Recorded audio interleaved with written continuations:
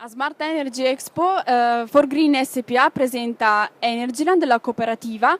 Siamo qui con Gabriele Nicolis, direttore del progetto. Ci spieghi un po' come funziona questo modello?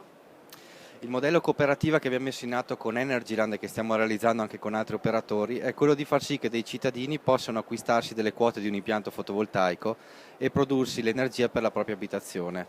Il modello cooperativo è un modello molto interessante perché tutti i soci sono garanti della cooperativa stessa, possono acquistare mettendosi assieme un grande impianto di produzione di energia e prodursi l'energia per la propria abitazione.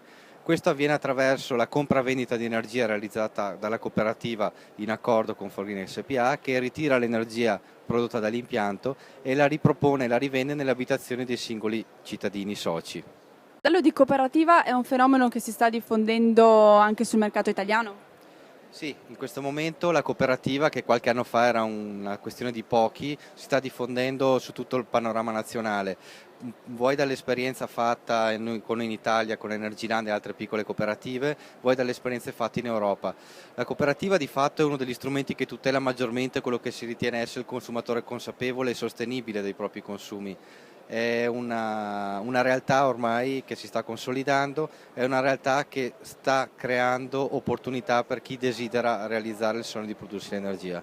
Trattandosi di una società, ci sono rischi nell'entrare in cooperativa? La cooperativa di fatto è un modello che tutela al massimo il socio consumatore.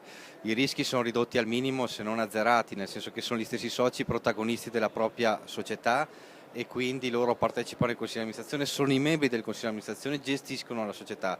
La gestione di queste società di fatto è abbastanza semplificata, l'obiettivo loro è quello di produrre energia e di ristornare ai soci i benefici di questa produzione.